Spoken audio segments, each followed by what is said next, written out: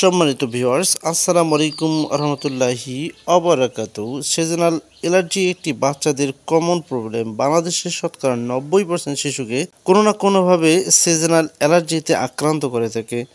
এই seasonal allergy থেকে রক্ষা পাওয়ার জন্য এভারেস্ট ফার্মাসিউটিক্যাল নিয়ে এলো আর্টিনেক্স 50 ml সিরাপ। আর প্রতিটা আর্টিনেক্স 50 ml সিরাপে থাকে রুপাডারিন 50 মিলিগ্রাম।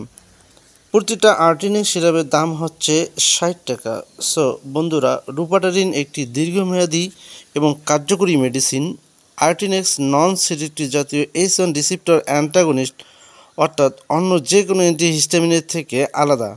কেননা অন্য যে কোনো অ্যান্টিহিস্টামিন জাতীয় ওষুধ খাওয়ালে শরীর দুর্বল ও ঘুম চলে আসে।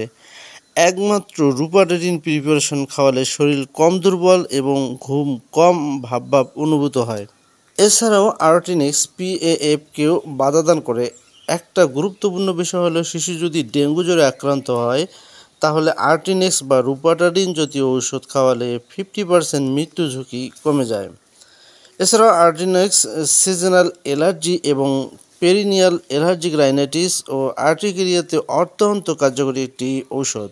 চলুন বন্ধুরা, এবার জেনে নেওয়া যাক আর্টিনেক্স সিরাপ খাওয়ার মাত্রা এবং সেবন করার নিয়ম। 10 থেকে 25 কেজি ওজনের কম বাচ্চাদের প্রতিদিন একবার করে খাওয়ার পরে 1 চামচ করে মুখের মাধ্যমে খাওয়াতে হবে। এছাড়াও যে সকল শিশুর বয়স 25 কেজি বা তার উপরে, তাদের ক্ষেত্রে 1 থেকে 2 চা চামচ পরিমাণ খাবার পরে খাওয়াতে হবে। আর্টিনেক্স সিরাপের পার্শ্ব প্রতিক্রিয়া।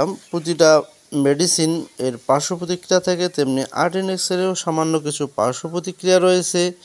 যেমন কোনো বাচ্চার ক্ষেত্রে দুর্বলতা দেখা দিতে পারে, অথবা মাথা ঘোরা হতে পারে, মাথা ব্যথা দেখা দিতে পারে। এছাড়াও কোনো বাচ্চার ক্ষেত্রে ক্ষুধা বৃদ্ধি পেতে পারে, জয়েন্টে ব্যথা হতে পারে, পিঠে ব্যথা হতে পারে।